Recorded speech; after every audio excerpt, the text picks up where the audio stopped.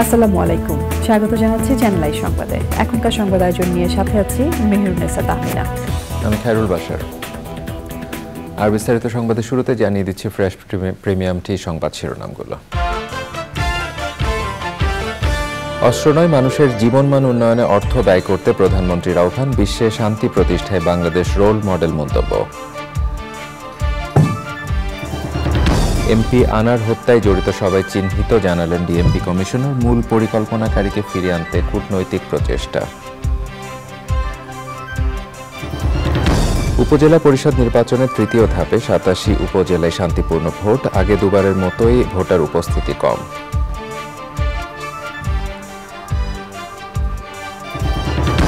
এবং হুমায়ুন ফরিদির জন্মদিনে channel I থেকে স্মারক গ্রন্থ। হুমায়ুন ফরিদির সাধারণ এক অসাধারণ প্রকাশিত ৬০ গুণী ব্যক্তিত্বের স্মৃতিচারণ।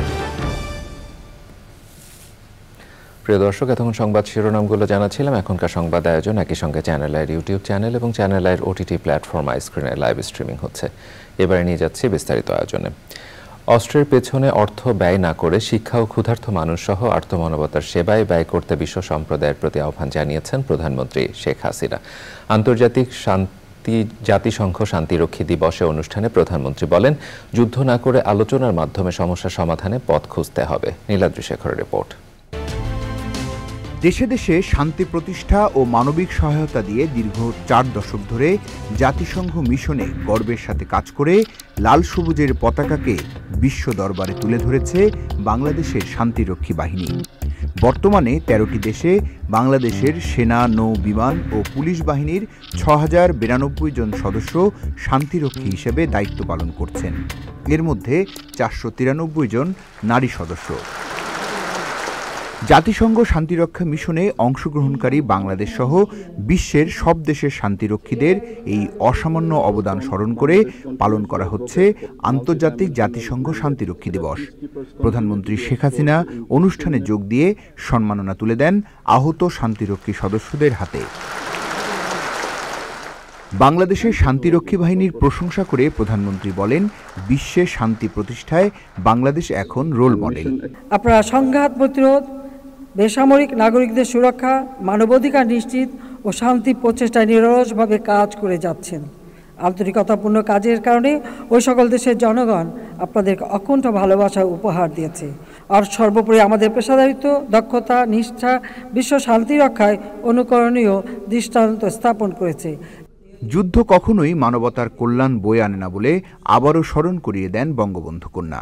সংঘাত বা এই যুদ্ধ মানব জাতির জন্য কী কল্যাণ বয়ে আনছে। অস্ত্র প্রতিযোগিতা প্রতিনিয়ত যত বৃদ্ধি পাচ্ছে, ততই মানুষের জীবনও আরও বেশি দুর্বিষহ হয়ে উঠছে। বিশেষ করে নারী, শিশু, তারা সবথেকে বেশি কষ্ট পাচ্ছে। আমরা যুদ্ধ চাইলে শান্তি চাই, আলাপ আলোচনার মাধ্যমে সকল সমাধান করতে চাই। আমরা যারা অস্ত্র তৈরি এবং অস্ত্র প্রতিযোগিতায় এত অর্থ ব্যয় করছে, তাদের কাছে আমার আহ্বান, এই যে অর্থ ব্যয় হচ্ছে, এই অর্থ যদি এই যে ক্ষুধার্ত মানুষের আহারের ব্যবস্থা, শিক্ষার ব্যবস্থা, চিকিৎসার ব্যবস্থা করা হতো, তাহলে এই পৃথিবীতে শান্তি প্রতিষ্ঠিত হতো, মানুষের জীবনমান উন্নত হতো, মানুষ সুন্দরভাবে বাঁচতে পারত। কিন্তু এই সংঘাত প্রতিনিয়ত মানুষকে আরও কষ্টের দিকে ঠেলে দিচ্ছে। সংঘাত না, যদি কোনো সমস্যা থাকে আলোচনার মাধ্যমে সমাধান করা। পরে ভিডিও কনফারেন্সের মাধ্যমে বিভিন্ন দেশে দায়িত্বরত বাংলাদেশের শান্তিরক্ষীদের সাথে মতবিনিময় করেন প্রধানমন্ত্রী শেখ হাসিনা। Niladri Shekhar, channel I, Dhaka. সংসদ সদস্য আনারুল আজিম আনার হত্যাকাণ্ডের সাথে জড়িত সবাইকে চিহ্নিত করা হয়েছে বলে জানিয়েছেন ডিএমপি কমিশনার। দুপুরে সাংবাদিকদের তিনি জানান, যুক্তরাষ্ট্রের সাথে বন্দি বিনিময় চুক্তি না থাকলেও হত্যাকাণ্ডের মূল পরিকল্পনাকারী আখতারুজ্জামান শাহীনকে ফিরিয়ে আনতে কূটনৈতিকভাবে চেষ্টা করা হচ্ছে। ভারতের সাথে যুক্তরাষ্ট্রের বন্দি বিনিময় চুক্তি থাকায় প্রয়োজনে ভারতের সহায়তা নেওয়া হবে বলেও জানান তিনি। শহীদুল্লাহ রাজুর রিপোর্ট। ঝিনাইদহ ৪ আসনের সংসদ সদস্য আনোয়ারুল আজিম আনারকে কলকাতার নিউ টাউনের সঞ্জীভা গার্ডেনের যে ফ্ল্যাটে খুন করা হয়, ঢাকার গোয়েন্দা পুলিশের সহায়তায় সেখানকার সেপটিক ট্যাঙ্ক ভেঙে উদ্ধার করা মাংসপিণ্ড ডিএনএ পরীক্ষার জন্য পাঠানো হয়েছে। বাংলাদেশ ও ভারতের গোয়েন্দারা মরদেহ উদ্ধারে একের পর এক অভিযান চালায়। হত্যাকাণ্ডের মোটিভ উদ্ঘাটন ও জড়িতদের আইনের আওতায় আনতে ভারতের পুলিশের সাথে সমন্বিত তদন্ত করছে দুদেশের গোয়েন্দারা।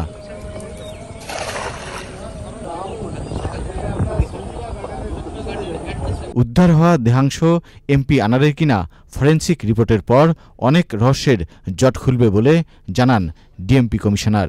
যারা এটির সাথে জড়িত ছিল, বিশেষ করে হত্যাকাণ্ডের সাথে জড়িত ছিল, তাদের ইতিমধ্যেই চিহ্নিত করা হয়েছে। তাদের কেউ কেউ গ্রেপ্তার হয়েছে। হত্যার মোটিভ কি, এটি এখনো পর্যন্ত বাংলাদেশি পুলিশ কিংবা ইন্ডিয়ান পুলিশ কেউই উদ্ধার করতে পারেনি। এর মূল কারণ এটির যিনি ষড়যন্ত্রকারী, এটির যিনি পরিকল্পনাকারী, তিনি এখন দেশের বাইরে রয়েছেন, তাকে গ্রেপ্তার করা যায়নি। তাকে গ্রেপ্তার করলেই কেবল এই হত্যার মোটিভ জানা সম্ভব হবে। ডিএমপি কমিশনার বলেন, হত্যাকাণ্ডের মোটিভ উদ্ঘাটনে চিহ্নিত পরিকল্পনাকারী শাহিনকে দেশে ফেরাতে সর্বোচ্চ চেষ্টা করা হচ্ছে। সুতরাং তার বিষয়টি সর্বোচ্চ গুরুত্ব দেওয়া হবে। আমাদের যদিও এই মুহূর্তে সেই ধরনের কোনো কন্ট্রাক্ট তাদের সাথে নেই, তারপরেও অন্য যে কোনো মাধ্যম বা কূটনৈতিক যে কোনো চ্যানেলে সর্বোচ্চ চেষ্টা এই বিষয়ে করা হবে। বাংলাদেশ ও ভারত দুদেশের আইনেই হত্যাকাণ্ডের বিচার হতে পারে বলে মনে করেন DMP commissioner. Shahidullah Raju, channel I, Dhaka. ষষ্ঠ উপজেলা পরিষদ নির্বাচনের তৃতীয় ধাপে দেশের 87 উপজেলায় ভোট গ্রহণ শেষ হয়েছে। দুর্যোগপূর্ণ আবহাওয়ার কারণে টেকনাফ উপজেলার সেন্ট মার্টিনস ইউনিয়নে নির্বাচন হয়নি। কিছু উপজেলায় ভোটার উপস্থিতি কম ছিল বলে জানিয়েছেন নির্বাচনে দায়িত্বরত কর্মকর্তারা।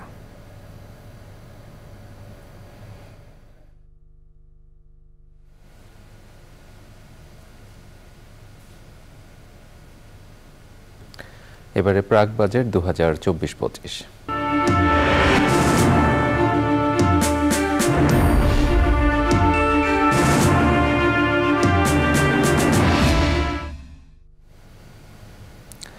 বিদ্যুৎ জ্বালানি খাত এখন চতুর্মুখী সংকটে। ডলারের দাম বেড়ে যাওয়ায় টাকার অবমূল্যায়নে এই সংকট আরও বেড়েছে। ভর্তুকি বাড়ানো, বকেয়া শোধ করা, টাকা আর ডলার জোগাড় করার সাথে নিরবিচ্ছিন্ন জ্বালানি সরবরাহের মধ্যে সমন্বয় করে বাজেট বরাদ্দ দেওয়ার পরামর্শ বিশেষজ্ঞদের। বিস্তারিত জানিয়েছেন রফিকুল বাশার। বিদ্যুৎ জ্বালানি খাতে অনেক উন্নতি হলেও এখনও তা টেকসই হয়নি সব মানুষের জন্য সাশ্রয়ী। এ খাতে খরচ কমার চেয়ে দিন দিন বাড়ছেই। জ্বালানি তেল আমদানিতে ভর্তুকি তুলে দেওয়া হলেও বিদ্যুতের দায় আর চলতি বিনিয়োগে সামাল দেওয়া যাচ্ছে না, তাই বারবার দাম বাড়ানোর দিকে হাঁটছে সরকার। এই পরিস্থিতিতে বিদ্যুৎ জ্বালানি খাতে কেমন বাজেট দরকার জানালেন বিশেষজ্ঞরা। দুইটা জিনিস দেখতে চাই, একটা হচ্ছে যে আমাদের ভর্তুকিটা দেওয়ার অ্যামাউন্টটা যেন ঠিক থাকে, আর যেন ড্রিলিংয়ের টাকাটা থাকে। এর সাথে সাথে আমাদের লক্ষ্য করতে হবে যে নবায়নযোগ্য শক্তি, যেটার কথা আমরা বারবার বলছি, এটার ইয়েটা বাড়াতে হবে। নবায়নযোগ্য জ্বালানির জন্য একটা অ্যালোকেশন থাকতে পারে। আর আমাদের যেহেতু প্রাইমারি এনার্জির যথেষ্ট সমস্যা হচ্ছে বেশ কিছুদিন যাবতই, তো দীর্ঘমেয়াদে জ্বালানি নিরাপত্তা নিশ্চিত করতে হলে আমাদের বাপেক্সের সক্ষমতা যদি বাড়ানো যায় এবং এজন্য যদি বাজেট অ্যালোকেশন বাড়ানো যায় এবং আমরা যদি নিজস্ব গ্যাস উত্তোলনে অনশোরে যদি আমরা উত্তোলনটা বাড়াতে পারি, তাহলে হয়তো আমাদের আমদানি নির্ভর জ্বালানি যে ব্যবস্থা আছে এখান থেকে কিছুটা আমরা বেরিয়ে আসতে পারব। দাম নিয়ন্ত্রণের চেয়ে নিরবচ্ছিন্ন সরবরাহের দিকে নজর রেখে বাজেটে বরাদ্দ রাখা হচ্ছে। উল্লেখযোগ্য হারে সাবসিডি কমানোর খুব সুযোগ নাই যতক্ষণ পর্যন্ত ডলারটা একটা সহনশীল পর্যায়ে না আসবে। 2016 সাল থেকে আমাদের মূলত বিতরণ এবং সঞ্চালন কেন্দ্রিক বাজেটটা হয়ে ওঠে এবং এবারকার বাজেটটাও আমরা সঞ্চালন বিতরণ কেন্দ্রিক বাজেটটা সঙ্গত কারণেই করেছি। প্রাথমিক জ্বালানি সরবরাহে প্রচুর ঘাটতি থাকলেও বরাবরের মতোই জ্বালানির চেয়ে বিদ্যুতে বরাদ্দ বাড়ানোর প্রস্তাব দেওয়া হয়েছে। বিদ্যুতে 4000 কোটি টাকা বাড়িয়ে আগামী বাজেটে 34,336 কোটি টাকা বরাদ্দের প্রস্তাব করা হয়েছে। থাকছে প্রায় 700 কোটি টাকার থোক বরাদ্দ। Rafiqul Bashar, channel I, Dhaka. এবারে অন্যান্য সংবাদ। চাকরির পাশাপাশি নাগরিক জীবনে ছাদ কৃষির মনোযোগের প্রধান ক্ষেত্র হয়ে উঠেছে অনেকের কাছে। কেউ কেউ ফল ফসল প্রাপ্তির পাশাপাশি গাছ ও প্রকৃতির নেশায় পড়েছেন। তারা নগর পরিবেশের ভারসাম্য ফিরিয়ে আনার ক্ষেত্রেও অবদান রাখছেন। ছাদ কৃষি নিয়ে রিপোর্টে জানাচ্ছেন শাইক সিরাজ। ঢাকা উত্তরায় 7 তলার উপরে 4500 বর্গফুটের ছাদকৃষির বয়স মাত্র 3.5 বছর। সাজানো গোছানো সবুজে ঘেরা এই আয়োজনটির উদ্যোক্তা তরুণ সামিউল হাসান। পেশায় চাকুরিজীবী হয়েও গাছ ও প্রকৃতির প্রতি গভীর ভালোবাসায় তিনি নিয়মিত অনুশীলন করছেন ছাদ কৃষি। আমার কাজ হচ্ছে ওয়ার্ক ফ্রম হোম। কাজ করা শেষ করার পর আমি বাইরে বন্ধু বান্ধবের সাথে আড্ডা মারি না, আমার লাস্ট 4 ইয়ার্স হয়ে গেছে। আমি আমার যত স্পেয়ার টাইম আমি স্পেন্ড ইন মাই রুম। তো আপনাকে এখানে সাহায্য করে কি? আপনার মা সাহায্য করে? 90% কাজ আমি, বাকি 10% আমার মা, আমার পাশে কাজ করে খালা আর আমার ওয়াইফ। রকমারি সবজির পাশাপাশি বিভিন্ন জাতের আমের সংগ্রহ রয়েছে তার। আম গাছ খুব ভালো লাগে, আমার ফুল গাছ অ্যারোমেটিক ফ্লাওয়ার্স ভালো লাগে, সুগন্ধি ফুল ভালো লাগে। আমি সবজিও চাই, আমি ছায়া চাই, মানে আমি সবই চাই, আমি সব কিছু থেকে একটু চাই। নগরের উষ্ণতা রোধে এক কার্যকর উদ্যোগ ছাদ কৃষি দাবি তার। প্রতিটা ভবনের ছাদে যদি সবুজ গাছ কিছুটা হলেও লাগানো হয়, যেটা শহরের তাপ বলেন, কার্বন এমিশন বলেন, সব কিছুই কিছুটা হলেও কমিয়ে আনবে। আরবান জঙ্গলের আদলে তরুণের উদ্যোক্তা ছাদ কৃষিটি একটা রূপ দিতে চান। সবচেয়ে বড় কথা হচ্ছে এই উদ্যোক্তা ছাদ কৃষি করে তার জীবনে এই সময় এসে যে আনন্দ পেয়েছেন, এটা তার কাছে অনেক বড় বিষয়। এবং তিনি মনে করছেন যে বাংলাদেশের বা বিভিন্ন শহর এলাকায় যতগুলো ছাদ এভাবে আছে, সবগুলোই এরকম ছাদ কৃষি বা ছায়াবৃষ্টিত একটা আদলে আসা উচিত।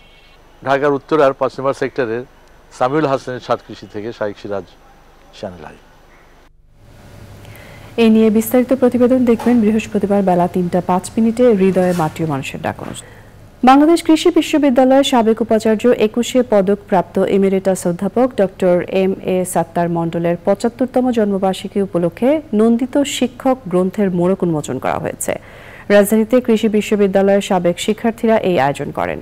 বিস্তারিত মইনুল হাসানের রিপোর্টে।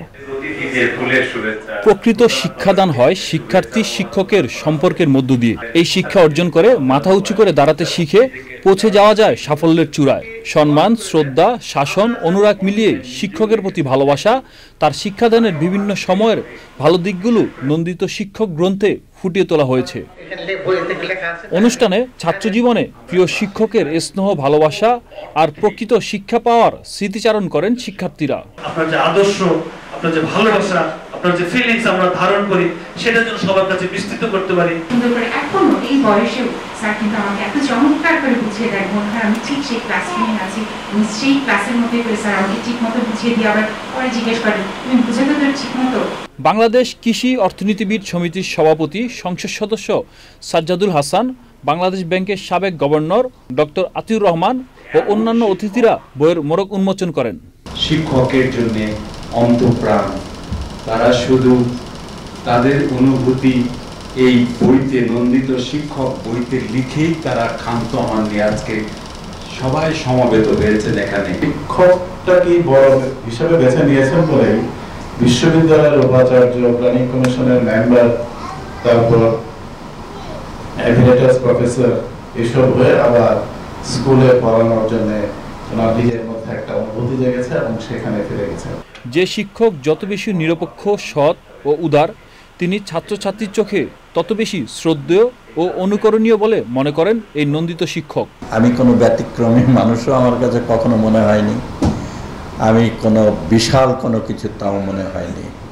আমি আমাদের কর্মজীবনের এই যে গতিময়তা, এটা চলতে থাকবে। আমি সবার মাঝেই আছি, সবাইকে নিয়েই থাকতে চাই। আগামী প্রজন্মের পাঠকরা এই বই থেকে জানতে পারবে জাতি গঠনে ভূমিকা রাখা শিক্ষক কেমন করে বহুমুখী অবদান রাখতে পারেন। Moinul Hasan, channel I, Dhaka. প্রিয় দর্শক, সংবাদের পর্যায়ে নিচ্ছে একটি বিরতি এবং বিরতির পর আরো যা থাকছে।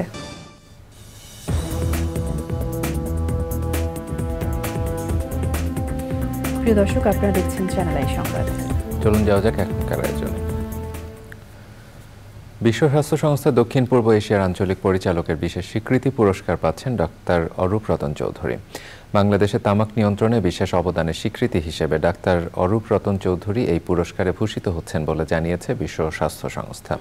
আগামী 31 মে ঢাকায় বিশ্ব তামাকমুক্ত দিবস উপলক্ষে বিশেষ এক অনুষ্ঠানে পুরস্কারটি গ্রহণ করবেন তিনি।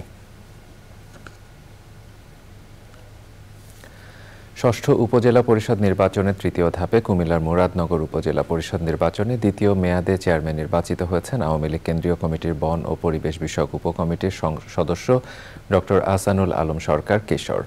তিনি আনারস প্রতীক নিয়ে বিপুল ভোটে নির্বাচিত হয়েছেন। নির্বাচনে ভাইস চেয়ারম্যান হয়েছেন টিউবওয়েল প্রতীকের প্রার্থী শাহিন ও মহিলা ভাইস চেয়ারম্যান হয়েছেন হাঁস প্রতীকের প্রার্থী নূরজাহান মজুমদার। ডক্টর আহসানুল আলম সরকার সুষ্ঠু ও শান্তিপূর্ণ নির্বাচনের জন্য সংশ্লিষ্ট সকলের প্রতি কৃতজ্ঞতা প্রকাশ করেছেন।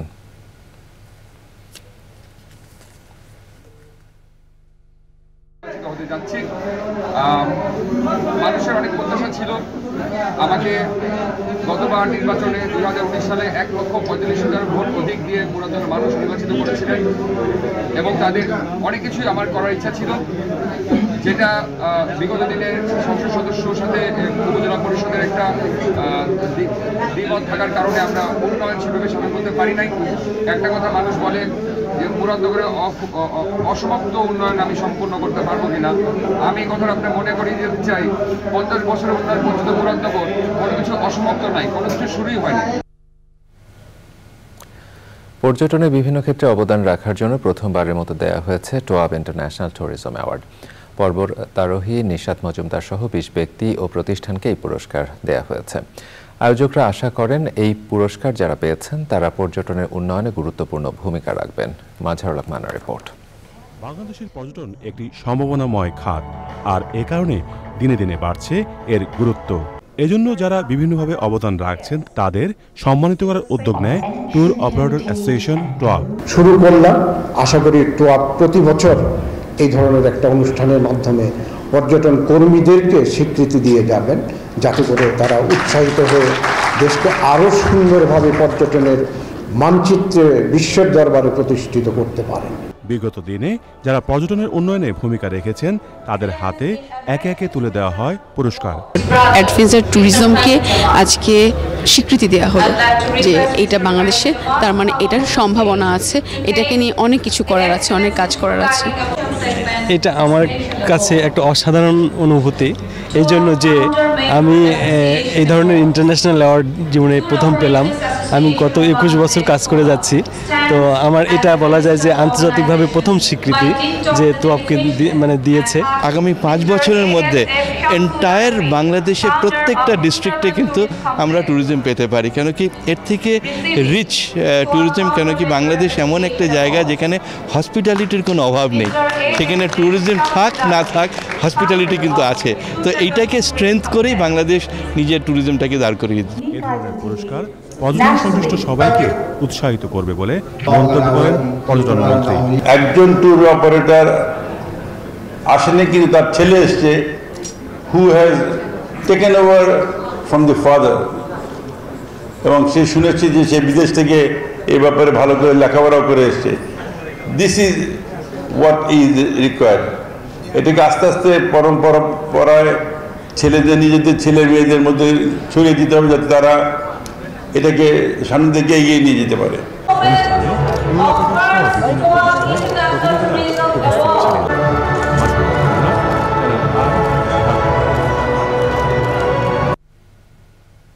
এবারে নিটোলটাটা আন্তর্জাতিক সংবাদ।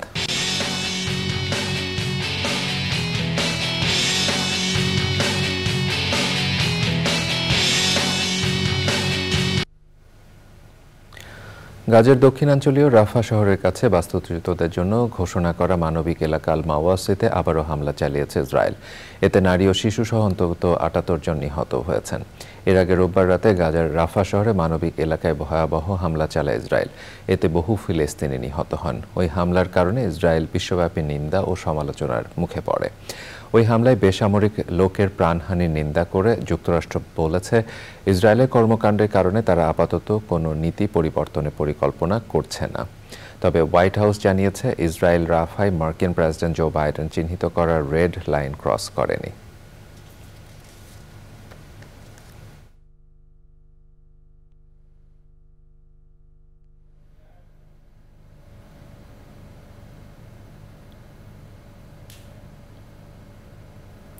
এবারে রয়েছে আইস্ক্রিন সাংস্কৃতিক সংবাদ।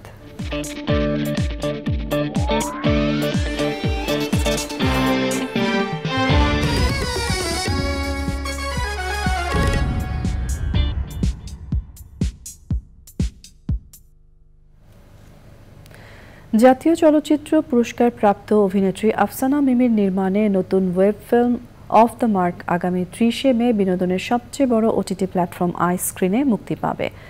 টি-20 বিশ্বকাপ উপলক্ষে ইমপ্রেস টেলিফিল্ম পরিবেশিত গ্রিন স্ক্রিন নির্মিত এই ওয়েব ফিল্মটি প্রিমিয়াম কন্টেন্ট হিসেবে স্ট্রিমিং করবে আইস্ক্রিন। ছোট শহরের একজন কিশোরের ক্রিকেটার হওয়ার গল্প নিয়ে এটি নির্মিত হয়েছে। অফ দ্য মার্ক ওয়েব ফিল্মটিতে অভিনয় করেছেন আরহাম, মোস্তাফিজুর নূর ইমরান, শারমিন আক্তার শর্মী, হায়াতুজ্জামান খান, খালিদ হাসান রুমি সহ আরও অনেকে। এবারে প্রসঙ্গ পূবালী ব্যাংক কৃষি সংবাদ।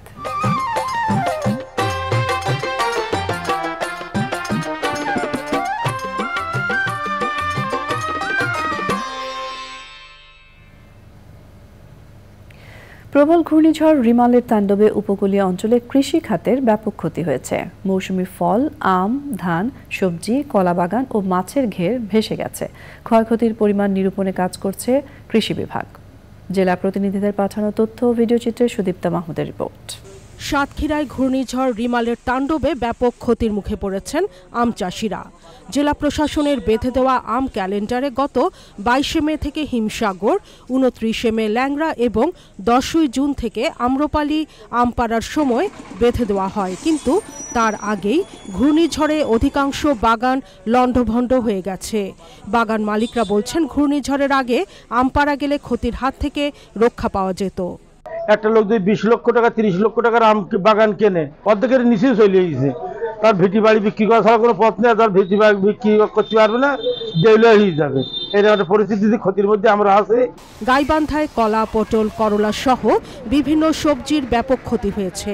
কৃষি সম্প্রসারণ অধিদপ্তরের প্রাথমিক হিসেবে ঘূর্ণিঝড়ে জেলায় 1 হেক্টর জমির শাকসবজি এবং 15 বিঘা জমির কলা বাগান নষ্ট হয়েছে। দেখেন, এই যে একটা মাঠ আমাদের কলা পুরোটাই ভেঙে গেছে। তারপরে যে সবজি ছিল মরিচ, করলা, এগুলো জাংলা নষ্ট হয়ে গেছে। মানে এই ক্ষতি যে আমরা কিভাবে পুষে আগামীতে চাষবাস করব, এরকম পরিস্থিতি আমাদের আর নাই, এরকম অবস্থা। ভোলায় সবজি ক্ষেত, পুকুরের মাছ ও ধানের ক্ষতি হয়েছে। চর ফ্যাশনের চর পাতিলা, চর নিজাম, ঢালচর সহ মেঘনার তীরবর্তী চরাঞ্চলে সবজির ক্ষতি হয়েছে সবচেয়ে বেশি। শসা, ঝিঙ্গা, রেখা, কলা গাছ, বেগুন গাছ সব তলে শেষ হয়ে গেছে, একদম ছিন্ন ভিন্ন। এত জোরে বাতাস হয়েছে, গাছপালাগুলো সব দেখেন, ওইদিকে গেলে দেখবেন উল্টে রয়েছে। 10,791 হেক্টর জমির সবজি, 14,000 হেক্টর জমির আউশ ও বোরো ধানের প্রাথমিক ক্ষতির কথা জানিয়েছে ভোলার স্থানীয় কৃষি বিভাগ। Sudipta Mahmud, channel I. এবারে প্রকৃতি সংবাদ।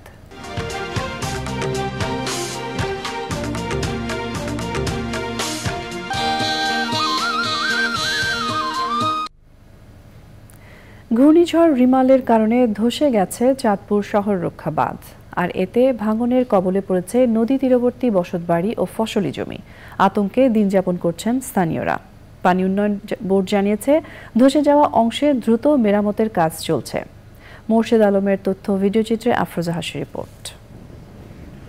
ঘূর্ণিঝড় রিমালের প্রভাবে টানা বৃষ্টিপাতে উত্তাল মেঘনা, ঝড়ো হাওয়া সহ কয়েক ফুট উঁচু ঢেউ আছড়ে পড়ায় চাঁদপুর শহরের পুরানবাজার হরিসভা মন্দির ও বাকলিপট্টি এলাকাসহ শহর রক্ষা বাঁধের 8টি স্থানে 165 মিটার সিসি ব্লকে ধস দেখা দেয়। ভাঙছে বসতবাড়ি সহ বিভিন্ন স্থাপনা। ভাঙন আতঙ্কে নিরাপদ আশ্রয়ে অন্যত্র নদী তীরের মানুষ। এত বড় ঢেউ আমার জীবন আর কখনো দেখি নাই। ঢেউ যে আমাদের রাস্তাঘাট, বাড়ির আশেপাশে যে রাস্তাগুলো ছিল এবং ঘরবাড়িগুলো ছিল, ওগুলা সব অনেক ক্ষয়ক্ষতি হয়েছে। মাটি থরথরিয়ে কাঁপে যখন এটি ঢেউ হয়, বাতাস হয়। স্থায়ী বাদ করে যেন আমরা ভিটাতে থাকতে পারি সুন্দরভাবে। ঢেউে ঢেউে আমার এই বাড়িঘর এইটা ভাঙিয়ে লয়ে গেছে, আমার 4টা রুম লয়ে গেছে।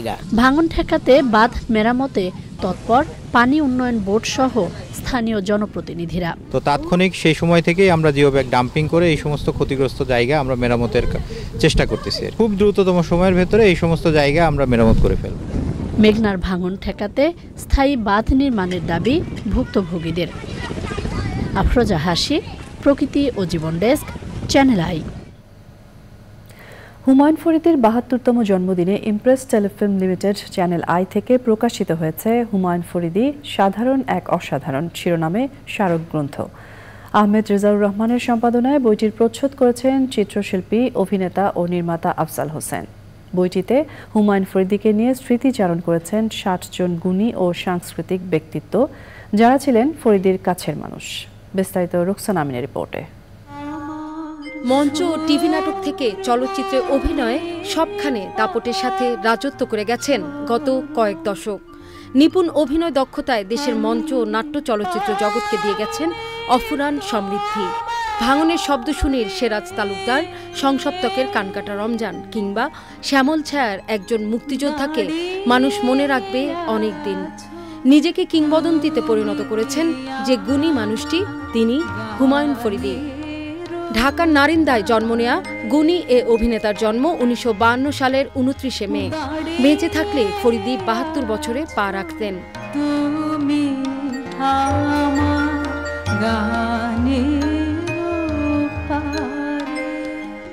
জন্মদিনে হুমায়ুন ফরিদী সাধারণ এক অসাধারণ স্মারকগ্রন্থ উন্মোচন চ্যানেল আয়ের ছাদ বারান্দায়।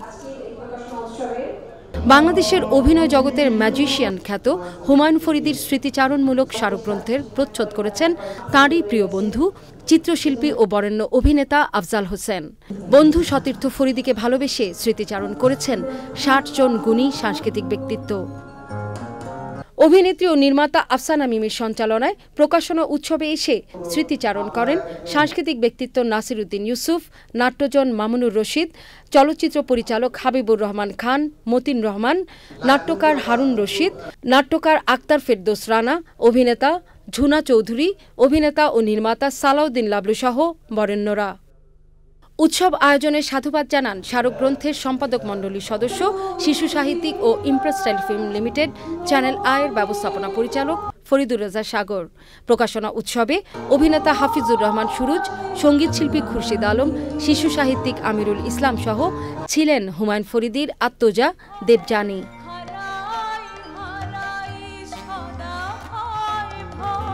২০১২ সালের ১৩ই ফেব্রুয়ারি না ফেরার দেশে চলে যান ক্ষণজন্মা অভিনয়ের সম্রাট হুমায়ুন ফরিদী। রুকসানা আমিন, চ্যানেল আই, ঢাকা। প্রিয় দর্শক, সংবাদের পর্যায়ে আবারও নিচ্ছি একটি বিরতি এবং বিরতির পর আরও ফিরে এলাম বিরতির পর। চলুন যাওয়া যাক এখনকার আয়োজনে। ৩১শে মের পর বাংলাদেশ থেকে মালয়েশিয়ায় কর্মী প্রবেশের সময় আর বাড়ানো হবে না বলেছেন মালয়েশিয়ার হাইকমিশনার হাসনা মোহাম্মদ হাসিম। তবে এই ঘোষণা কেবল বাংলাদেশের জন্য নয় বলে জানিয়েছেন তিনি। ডিপ্লোম্যাটিক করেসপন্ডেন্স অ্যাসোসিয়েশন বাংলাদেশ ডিক্যাবের সাথে আলোচনায় প্রশ্নোত্তর পর্বে তিনি বলেন, শ্রমবাজার কেন্দ্রিক সিন্ডিকেট বাংলাদেশ ও মালয়েশিয়া সরকারের নিয়ন্ত্রণের বাইরে চলে গেছে। Right now, I have no knowledge about it, but like I said, as of now, this is the decision of the Malaysian government, and this was the decision at the highest level. It was already decided quite some time ago, and we need this deadline in order to the whatever that I mentioned to you before this, in order to make it better, in order to ensure the job is there, and in order to arrange whatever we have on our plate. চট্টগ্রামে বৈদ্যুতিক সরঞ্জাম ব্যবসায়ী গ্রুপের উদ্যোগে কৃতি শিক্ষার্থীদের সংবর্ধনা ও প্রকাশিত স্মরণিকার মোড়ক উন্মোচন করা হয়েছে। সমিতির সভাপতি মোহাম্মদ ইলিয়াস খান আইয়ুবের সভাপতিত্বে আয়োজনে প্রধান অতিথি ছিলেন চট্টগ্রাম বিশ্ববিদ্যালয়ের উপাচার্য প্রফেসর ডক্টর মোহাম্মদ আবু তাহের। উদ্বোধক ছিলেন চট্টগ্রাম জেলা পরিষদের চেয়ারম্যান ATM পিয়ারুল ইসলাম। আরও বক্তৃতা করেন চট্টগ্রাম প্রেস ক্লাবের সিনিয়র সহ সভাপতি চৌধুরী ফরিদ, ব্যবসায়ী সমিতির কেন্দ্রীয় সভাপতি আলিমুজ্জামান আলম ও অন্যরা। ৬৫ জন কৃতি শিক্ষার্থীকে সম্মাননা ও শিক্ষা উপকরণ দেওয়া হয়েছে।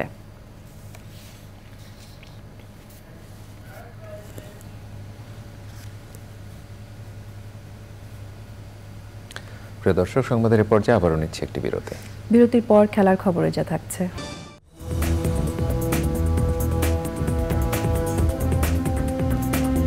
স্বাগত জানাচ্ছি আরও একবার চ্যানেল আই সংবাদে। চলুন যাওয়া যাক এখনকার আয়োজন। এবারে খেলার খবর।